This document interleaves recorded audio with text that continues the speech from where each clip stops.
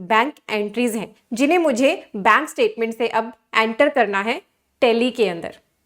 अब इस काम को अगर मैं मैनुअली करूंगी तो हो सकता है 2 से 3 दिन मेरे या मेरी सीए गुरुजी टीम के लग जाएं।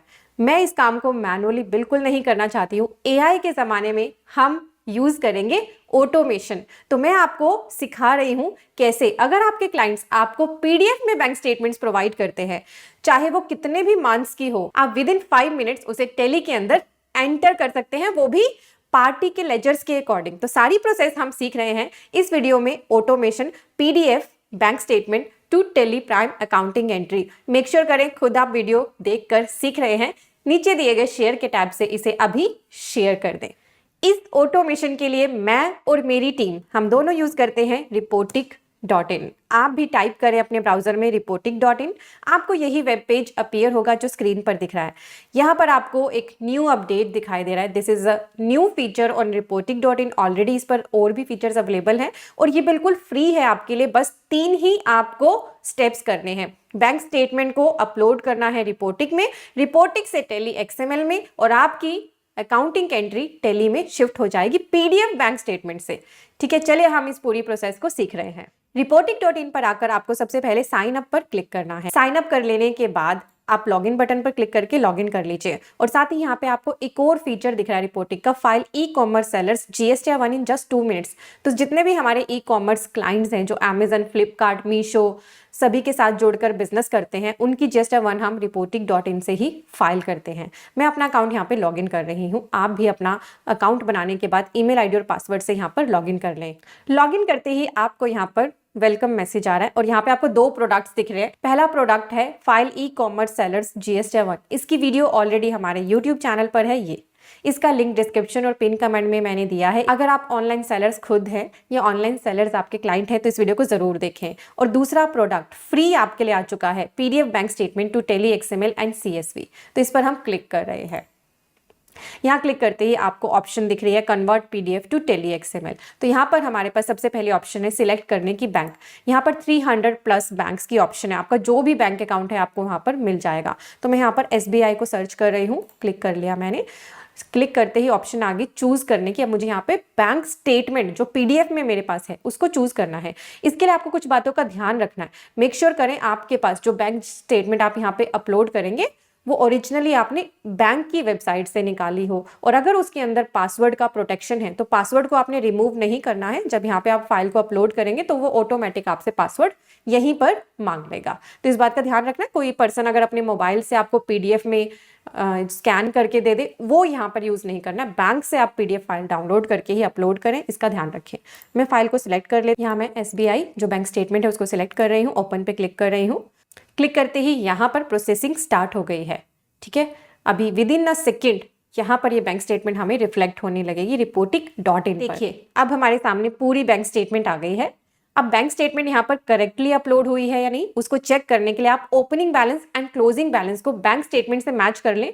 ये सिर्फ आपका कुछ ही सेकंड्स का काम है, जिससे आपका डाउट खत्म हो जाएगा कि कहीं यहाँ पर बैंक स्टेटमेंट ही गलत अपलोड ना हुई हो। तो ओपनिंग बैलेंस यहाँ पे 45,514.24 है। हम बैंक स्टेटमेंट में चेक करते हैं, यही ओपनिंग बैलेंस है 1 अप्रैल 2024 का। अब क्लोजिंग भी मैच करते हैं। तो यह क्लोजिंग बैलेंस 104,697.75, यही सेम यहाँ पर आया है। तो इसका मतलब बैंक स्टेटमेंट यहाँ पर बिल्कुल करेक्ट अपलोड हुई है। अब यहाँ पे हमारे पास ऑप्शंस हैं डाउनलोड करने की इसको CSV में। तो अगर आप टैली के अलावा कोई और सॉफ्टवेयर यूज कर रहे हैं, CSV यहाँ से ऑप्शन सिलेक्ट करके इसको डाउनलोड कर ले और वहाँ पे अपलोड कर दें। और टैली में अगर हमने इसको अपलोड करना है तो हमें टैली XML पे क्लिक करना है। यहाँ क्लिक करते ही अब बस आपको मेक श्योर करना है यहाँ पे आप नाम वही डालें बैंक का जो आपने अपने टैली के अंदर एंटर कर रखा है। जहां पे आप अकाउंटिंग एंट्री कर रहे हो टैली में, वहां पे आपने बैंक का जो नाम एग्जैक्टली चाहे कैप्स में डाला है या शॉर्ट में डाला है, बिल्कुल सेम आपको डालना है। मैं भी देख लेती हूँ मैंने टैली के अंदर क्या नाम रखा है, SBI, वो भी कैप्स में रखा है। तो यही सेम नाम मैं यहाँ पर एंटर करूंगी। और नीचे डेट ऑटोमेटिक आ रही है। ये सॉफ्टवेयर पिक करता है डेट, जितनी पीरियड की बैंक स्टेटमेंट आपने यहाँ अपलोड करी है उसको। और अगर आपको इस डेट को कम करना है, किसी पर्टिकुलर मंथ के लिए ही इसको एंटर करना है, तो वो भी आप सिलेक्ट कर सकते हैं। बस बैंक का नाम और डेट सिलेक्ट करते ही आपको डाउनलोड के बटन पे क्लिक करना है। यहाँ डाउनलोड पर क्लिक करती है। अब हमें डाउनलोड होकर मिलेगी यहाँ से XML फाइल, जिसे हमें टैली के अंदर लेकर जाना है। यहाँ हमें SBI की XML फाइल डाउनलोड होकर मिल गई है। दोस्तों, फ्रीलांसिंग कैसे करें? मुझे पता है कभी ना कभी आपने गूगल पे इस बात को सर्च जरूर किया होगा। अब हमने जो XML फाइल डाउनलोड करी है reporting.in से, जहां भी आपने डाउनलोड करी है वो पाथ आप कॉपी कर लें, टेली पर चले जाएं, यहाँ पे इंपोर्ट की ऑप्शन पे सिलेक्ट करें, ट्रांजैक्शन पर आ जाएं, यहाँ आपको XML ऑलरेडी सिलेक्टेड दिख रहा है, अगर एक्सेल दिख रहा है तो XML जरूर सिलेक्ट करें क्योंकि XML फाइल है। एंटर करें, स्पेसिफाई कर दे पाथ, उसमें Ctrl+V कर दें जो पाथ आपने कॉपी किया था, एंटर करें, जो आपकी स्टेटमेंट है उसको सिलेक्ट करने की ऑप्शन आएगी, सिलेक्ट कर ले और यहाँ पे आपका डेटा इंपोर्ट होना शुरू हो गया है। विद इन सम सेकेंड्स पूरी बैंक स्टेटमेंट आपकी आ गई है टैली के अंदर। यहाँ इंपोर्ट सक्सेसफुल का मैसेज आ गया है। अब हम DAL करके SBI पर आ रहे हैं। ये स्टेटमेंट आपको दिख रहा है कि सितंबर की आई है। मैं इसका पीरियड चेंज करती हूँ, 1 अप्रैल 2024 से सितंबर तक की मैंने इसमें डाली थी। पूरी बैंक स्टेटमेंट मेरे पास आ गई है। यहाँ से भी ओपनिंग बैलेंस और क्लोजिंग बैलेंस को मैच कर सकते हैं। तो अब ये बैंक स्टेटमेंट तो आ गई है। एंट्रीज आ रही है अब सस्पेंस के अंदर। अब हमें इसे पार्टी के लेजर्स के अंदर ट्रांसफर करना। हम आ गए हैं फिर से reporting.in पर। हमें reporting.in के होम पेज पर आकर टेली TDL डाउनलोड करना है। यहीं पे आपको ऑप्शन दिख रही है इसके होम पेज पर, इसको क्लिक करते हैं। हमारे पास TDL डाउनलोड हो गया है। अब ये TDL जहां भी डाउनलोड हुआ है पहले आप उसको एक्सट्रैक्ट कर ले। ये एक्सट्रैक्ट हो गया, एक फोल्डर हमारे पास आ गया है। इस फोल्डर के अंदर भी हमारे पास एक फाइल है, तो यही हम टेली में सिलेक्ट करेंगे। तो इस फोल्डर का हम पाथ यहाँ से कॉपी कर लेते हैं, इसे हमें पेस्ट करना है टेली में। अब आ गए हम टेली पर, हेल्प में जाते हैं, TDL एंड एड ऑन्स पर क्लिक कर लेते हैं। यहाँ क्लिक करते ही मैनेज लोकल TDL पर क्लिक करते हैं और यहाँ पर आपको स्पेसिफाई पाथ पर अपना पाथ कॉपी कर देना है। यहाँ से सिलेक्ट करना है रिपोर्टिंग TDL फोल्डर जो था आपका, और देन उसके अंदर जो फाइल थी एंटर कर देना है, एंड ऑफ द लिस्ट। और आपके पास यहाँ पर TDL लोड हो गया। अब हम बाहर आते हैं। अब यहाँ हम SBI की बैंक स्टेटमेंट पर ही वापस आ गए हैं। आप देखिए पहले आपके पास ये 4 टैब एक्टिव नहीं थे। reporting.in, शो नरेशन पे क्लिक करते सारी नरेशन भी आ गई है। जिसको आप मैनुअली एंटर करना चाहते तो शायद इसमें गलती भी हो सकती थी। इसी नरेशन के थ्रू अब हम नरेशन फिल्टर का जो ऑप्शन है इसको सिलेक्ट करके पार्टी के लेजर्स में अब एंट्रीज को ट्रांसफर करेंगे। लास्ट ऑप्शन है रिप्लेस लेजर, इससे आपका जो सस्पेंस की एंट्रीज है हम सारी पार्टी लेजर्स में ट्रांसफर कर देंगे। वो मैं आपको करके दिखा रही हूँ। तो मैं नरेशन फिल्टर पे क्लिक कर रही हूँ। अब मुझे नरेशन में फिल्टर से अपनी पार्टीज को सर्च करना है। एक मेरी यहाँ पर पार्टी है ओम 8, क्लिक किया, इसका मैंने एंटर कर लिया नाम। मुझे अभी एक ही नरेशन से सिलेक्ट करना है तो मैं एंटर कर लेती हूँ। यहाँ मेरे पास ओम 8 से जो भी नरेशन में ओम 8 जिसमें भी लिखा था वो सारी एंट्रीज आ गई। अभी सस्पेंस में है, अब मुझे इसे ओम 8 में ट्रांसफर करना है। मैं सभी एंट्रीज को सिलेक्ट करती हूँ, क्लिक करना है रिप्लेस लेजर के टैब पर, एंड यहाँ पर select ledger to replace option है। मुझे सस्पेंस अकाउंट यहाँ सिलेक्ट करना है और किस न्यू लेजर में मुझे इसे एंटर करना है वो है मेरा पार्टी लेजर ओम 8। अगर आपका यहाँ पर पार्टी का लेजर क्रिएट नहीं है, समटाइम्स ऐसा भी होता है, तो आप Alt+C करके यहीं पर लेजर क्रिएट कर सकते हैं। आपको टेली में काम करना आता ही है, बस एक्सेप्ट कर दें, एंटर कर दें। वाउचर को आपने ऑल्टर करना है, यस कर दें, और ऑल्टरेशन आपका हो गया है विद इन सम सेकेंड्स।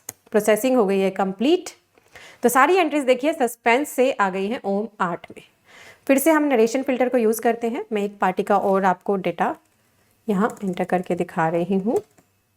देव 8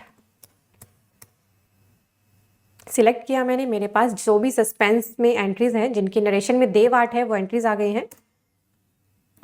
सभी एंट्रीज को मैंने सिलेक्ट किया, रिप्लेस लेजर पर क्लिक किया। सस्पेंस से मुझे इसे लेकर जाना है देव 8 के लेजर में। बस accept and it's done. Alteration हो गई है within some seconds. Processing is complete. Suspense से सभी एंट्रीज आ गई हैं देव 8 के लेजर में। एक और करते हैं, नरेशन फिल्टर पे फिर से क्लिक करते हैं। फ्लिपकार्ट को ट्रांसफर करूंगी। तो फ्लिपकार्ट जिस भी नरेशन में था वो मेरे पास यहाँ पर आ गया। मुझे इन सभी एंट्रीज को Ctrl+ स्पेस बार से सिलेक्ट करना है, रिप्लेस लेजर पर क्लिक करना है, सस्पेंस पे क्लिक करना है और मुझे इसे लेकर जाना है फ्लिपकार्ट में, एंड बस ऑल्टरेशन हो गई है।